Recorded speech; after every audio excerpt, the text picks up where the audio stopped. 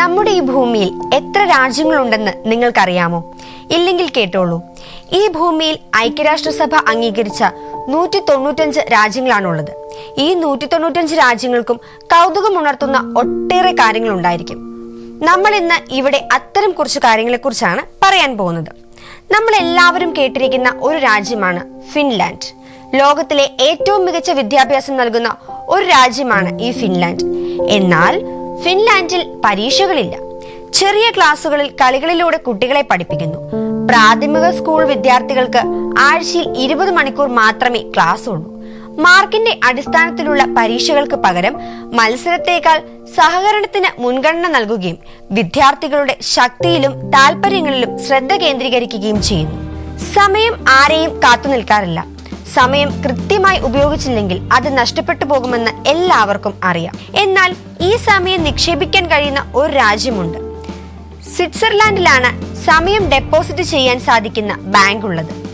വാർദ്ധക്യ സഹായ പദ്ധതിയായിട്ടാണ് ഈ ടൈം ഡെപ്പോസിറ്റ് ബാങ്ക് ആരംഭിച്ചത്. സഹായം ആവശ്യമായ പ്രായമായവരെ പരിപാലിക്കാൻ സന്നദ്ധ പ്രവർത്തകർക്ക് സ്വമേധയാ കടന്നുവരാം. അവരവരുടെ വ്യക്തിഗത സാമൂഹ്യ സുരക്ഷാ അക്കൗണ്ടിൽ നിക്ഷേപിക്കുന്നു. സന്നദ്ധ സേവകർ വാർദ്ധക്യത്തിലെത്തുമ്പോൾ ഈ ടൈം ബാങ്ക് അവരെ സഹായിക്കും. ഒരു സന്നദ്ധ പ്രവർത്തകനെയും അവർക്ക് നൽകും. അഗ്നിപർവ്വതങ്ങളുടെ നാടായ ഐസ്ലാൻഡിലെ ബ്ലൂ ലഗൂൺ വളരെ പ്രശസ്തമാണ്.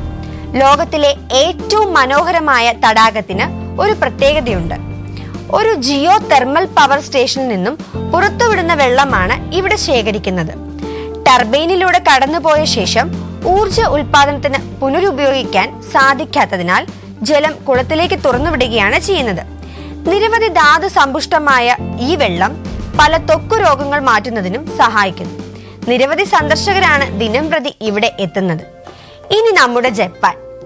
നിങ്ങൾ എല്ലാവരും ഡിസ്നിലാൻഡ് എന്ന് കേട്ടിട്ടുണ്ടാകും. എന്നാൽ ഫേക്ക് ഡിസ്നിലാൻഡ് എന്ന് കേട്ടിട്ടുണ്ടോ? അതെ, ഒറിജിനലിന്റെ അപരൻ. ജപ്പാനിലെ ബിസിനസ്സുകാരനായ ഉൻസിയോ മാർച്ചോ ആണ് ഈ ഫേക്ക് ഡിസ്നിലാൻഡ് നിർമ്മിച്ചത്. 1950-ൽ ഡിസ്നിലാൻഡ് സന്ദർശിച്ച ശേഷം അതുപോലെ ഒരു ഡിസ്നിലാൻഡ് ജപ്പാനിൽ പണിയാൻ അദ്ദേഹം ഡിസ്നിയെ സമീപിച്ചു. എന്നാൽ ആ ആവശ്യം അവർ നിഷേധിച്ചതോടെ ഫേക്ക് ഡിസ്നിലാൻഡ് ജപ്പാനിലെ നാറയിൽ നിർമ്മിച്ചു. അതിന് ഡ്രീം ലാൻഡ് എന്ന് പേരിട്ടു. 1961 മുതൽ 40 വർഷത്തോളം ഈ അമ്യൂസ്മെന്റ് പാർക്ക് പ്രവർത്തിച്ചിരുന്നു. സന്ദർശകർ കുറഞ്ഞതോടെ 2006-ൽ ഈ പാർക്ക് അടച്ചു. അതിനുശേഷം 2017-ലാണ് ഈ പാർക്ക് പൊളിച്ചു മാറ്റിയത്. ഇതുപോലെ ഒട്ടനവധി പ്രത്യേകതകൾ ഓരോ രാജ്യത്തിനുമുണ്ട്. ഇത് അവയിൽ ചിലത് മാത്രം.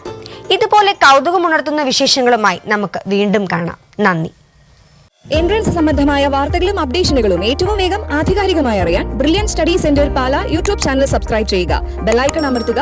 ഈ വീഡിയോ മറ്റു സുഹൃത്തുക്കളിലേക്ക് മാക്സിമം ഷെയർ ചെയ്യുക.